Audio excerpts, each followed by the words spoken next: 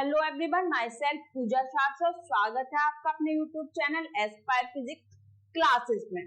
हम आपके लिए लेकर आए हैं क्लास 12 की केमिस्ट्री के आज सिलेबस को ओवरव्यू के बारे में आज हम आपको बताएंगे। आज हमारे जो क्लास 12 का केमिस्ट्री का जो सिलेबस है उसमें हम क्या क्या पढ़ेंगे। आप ये सोच रहे होंगे कि हम सिलेबस का ओवरव्यू क्यों बता रहे हैं और ये क्यों जरूरी है। आप एक चीज को सोचिए, अगर हम कोई चीज मार्केट से परचेज करते हैं तो हम उसके बारे में पूरी जानकारी लेते हैं, ये कैसी है कैसी नहीं है। तो वैसे ही हम जो क्लास 12 में पढ़ेंगे तो हमें उसके बारे में पूरी जानकारी होनी चाहिए, हम क्या पढ़ेंगे क्या नहीं पढ़ेंगे। तो अगर हम बात करें क्लास 12 की, तो हमारी जो क्लास 12 में केमिस्ट्री में जो हमारे हैं वो कितने चैप्टर हैं, हमारे 10 चैप्टर्स हैं।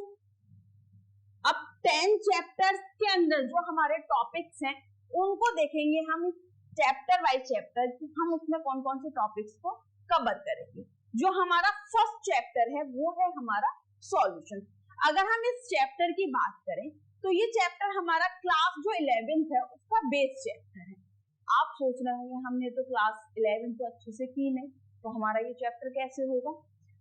तो आप बिल्कुल भी चिंता ना करें, हम आपको जो बिल्कुल बेस से स्टार्ट करेंगे, जितना पॉसिबल हो सकता है जितने बेस से हम जा सकते हैं उतने बेस से हम आपको पढ़ाएंगे। आपने क्लास 11 अच्छे से की या नहीं की उससे हमें कोई भी मतलब नहीं है, लेकिन यहाँ पर जो हम आपको पढ़ाएंगे बहुत अच्छे तरीके से पढ़ाएंगे।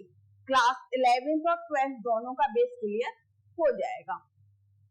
तो हमारी जो वीडियो आपको हम पूरे chapter wise topic wise topic हर टॉपिक की आपको वीडियो प्रोवाइड करने की कोशिश पूरी की पूरी करेंगे। तो हमारा जो फर्स्ट चैप्टर है वो है हमारा सॉल्यूशंस। जो हम फर्स्ट टॉपिक पढ़ेंगे हम इसमें पढ़ेंगे टाइप्स ऑफ सॉल्यूशंस के बारे में। हमारे सॉल्यूशंस के टाइप्स हमारे कितने हैं उसके बारे में हम इस चैप्टर में पढ़ेंगे। दूसरा जो हम पढ़ेंगे इसमें पढ़ेंगे एक्सप्रेशन कंसंट्रेशन ऑफ सॉल्यूशंस। जो हमारे सॉल्यूशंस की कंसंट्रेशन टर्म्स के बारे में पढ़ेंगे। हम सॉल्यूशन की जो कंसंट्रेशन टर्म्स जो हमने पढ़ी थी, पीपीएम पढ़ा था, मोलरिटी पढ़ा था, मोलरिटी पढ़ा था, फॉर्मलिटी पढ़ा था, उन सब के बारे में हम यहाँ जो हमने क्लास 11 में पढ़ी थी उन सब के बारे में एक बार फिर हम यहाँ पर पढ़ेंगे। दूसरा हम जो पढ़ेंगे वो पढ़ेंगे सॉल्युबिलिटी। अब सॉल्युबिलिटी में हम क्या देखेंगे, सॉलिड इन लिक्विड सॉल्युबिलिटी, और दूसरी हम देखेंगे गैस इन लिक्विड सॉल्युबिलिटी। और जो एक हमारा मोस्ट इंपोर्टेंट जो लॉ है वो है हमारा हेयरली लॉ।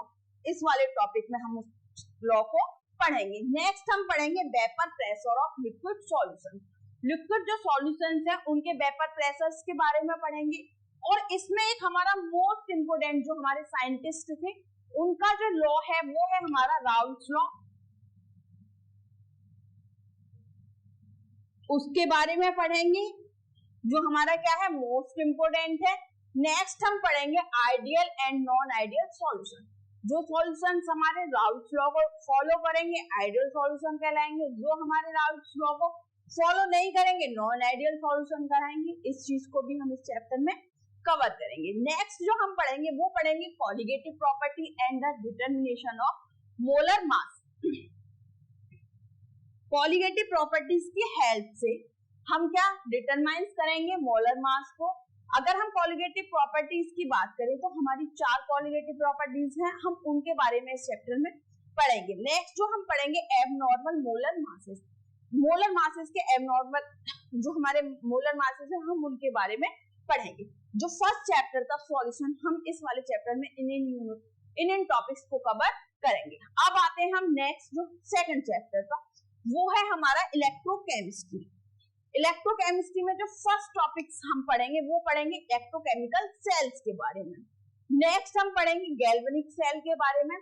फिर जो नेक्स्ट पढ़ेंगे हम नन्नेस इक्वेशन के बारे में। इसमें जो दिया था हमारा ई सेल और ई नॉट सेल के बीच में एक रिलेशन दिया था, उसी को हमने कह दिया था नन्नेस इक्वेशन। इसके बारे में पढ़ेंगे। नेक्स्ट पढ़ेंगे हम conductance of the electrolytic solution. Electrolytic solution की कंडक्टेंस के बारे में पढ़ेंगे। नेक्स्ट हम पढ़ेंगे इलेक्ट्रोलाइटिक सेल्स एंड इलेक्ट्रोलाइसिस। हमारा इलेक्ट्रोलाइसिस क्या होता है और इलेक्ट्रोलाइसिस सेल्स हमारे क्या होते हैं। नेक्स्ट हम पढ़ेंगे बैटरीज के बारे में। बैटरीज आप ये सोच रहे हैं जौन से हमारे फोन्स में अगर बात करें, लैपटॉप में भी अगर हम बात करें, वॉचेस में, जितनी भी बैटरीज हैं उन सब के बारे में हम इस चैप्टर में कवर करेंगे। नेक्स्ट जो हम पढ़ेंगे फ्यूल सेल्स के बारे में। सबसे इंपोर्टेंट जो हमारा फ्यूल सेल्स आता है hydrogen oxygen H2O2 fuel cell, उसके बारे में हम इस चैप्टर में पढ़ेंगे।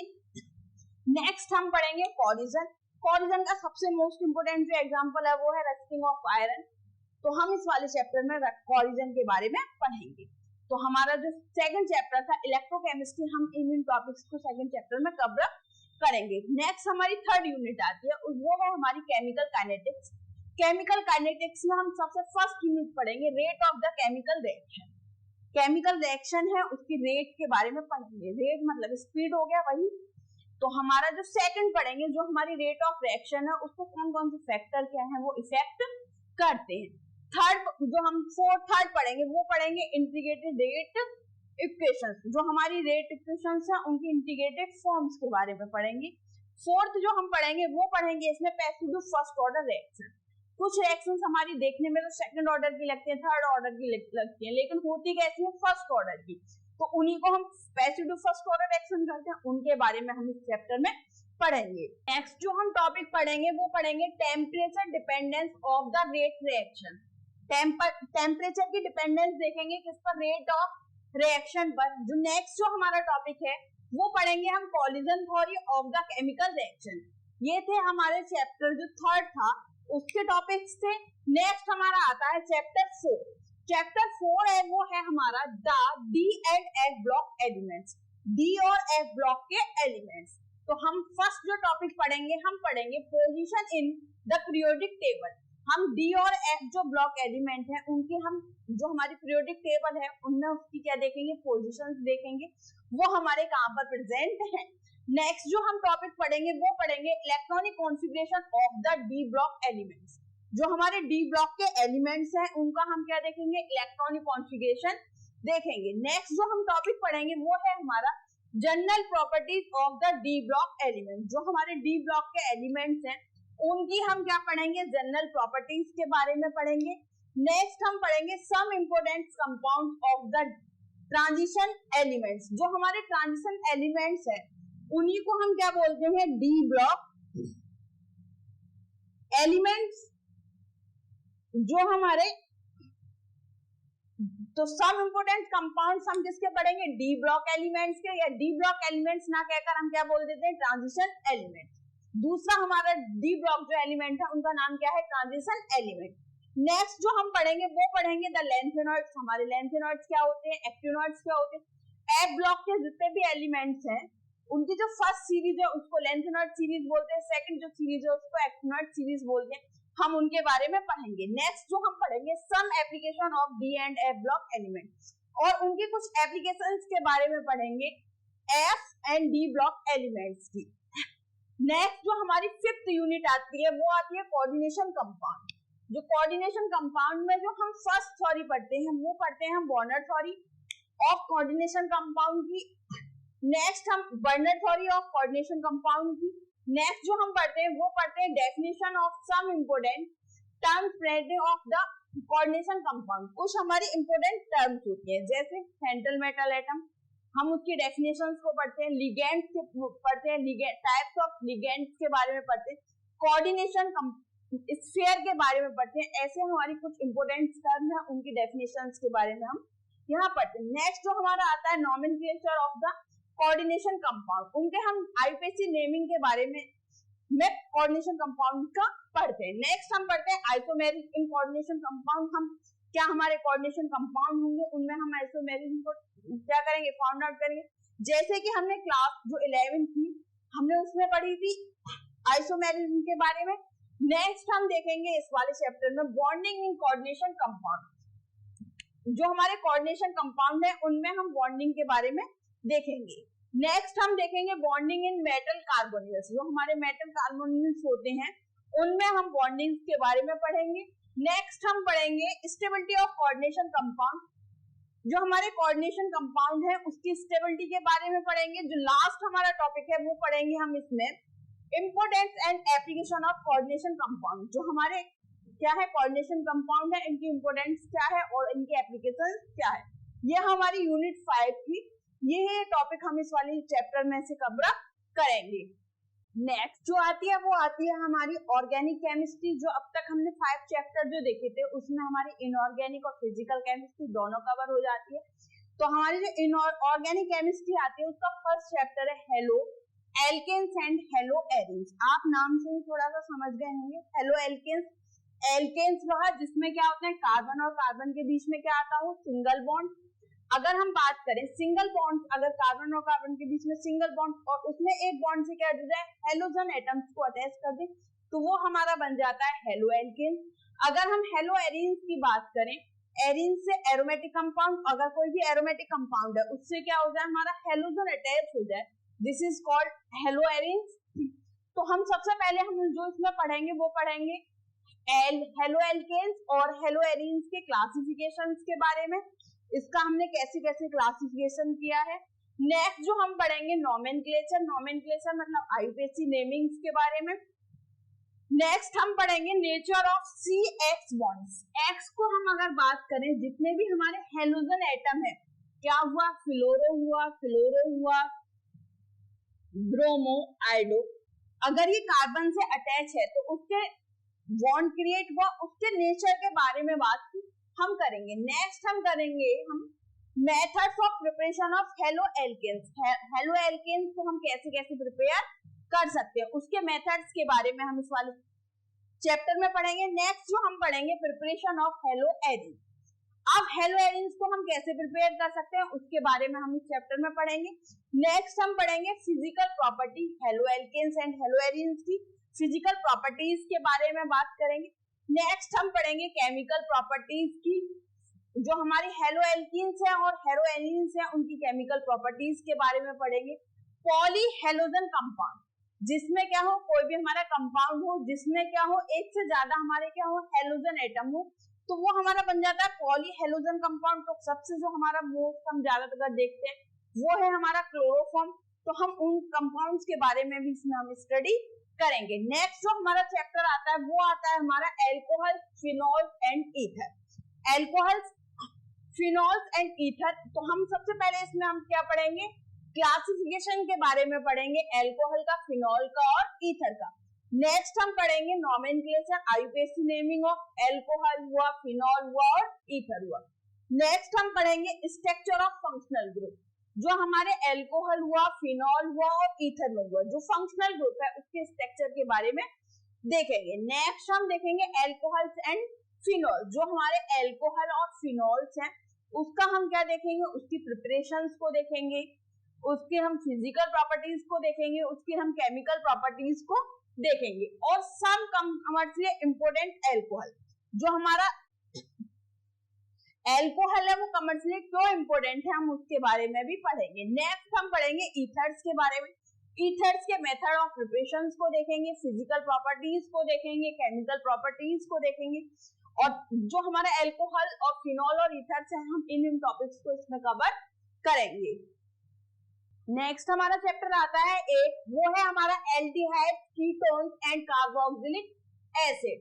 जो हम इसमें फर्स्ट टॉपिक पढ़ेंगे वो पढ़ेंगे हम nomenclature and structure of carbonyl group. अगर हम बात करें एल्डिहाइड हुआ हमारा, कीटोन्स हुआ और कार्बोक्सिल हुआ।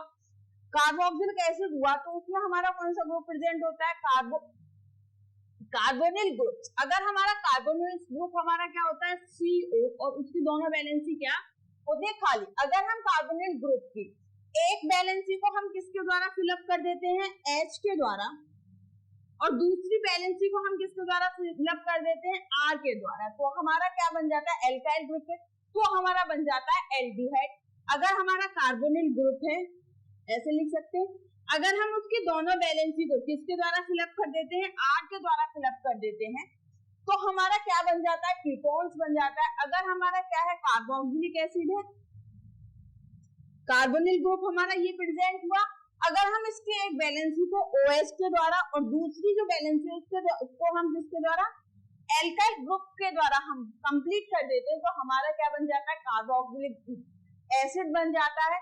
तो हम इसके जो हम इसके नोमेनक्लेचर के बारे में बात करेंगे और स्ट्रक्चर ऑफ कार्बोनिल ग्रुप, ये वाला जो ग्रुप है CO ग्रुप, हम इसके स्ट्रक्चर के बारे में हम बात करेंगे। नेक्स्ट जो हम बात करेंगे प्रिपरेशंस के बारे में बात करेंगे एल्डिहाइड की और कीटोन्स की।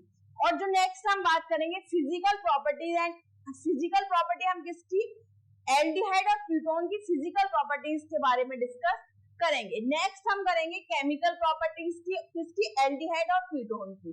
हम दो को एक टर्म लेके चलते हैं, एल्डिहाइड को और कीटोन को, तो हम एल्डिहाइड और कीटोन की केमिकल प्रॉपर्टीज को डिस्कस करेंगे। नेक्स्ट हम करेंगे uses of aldehyde and ketones, हम देखेंगे एल्डिहाइड और कीटोन्स के क्या क्या यूजेस हैं।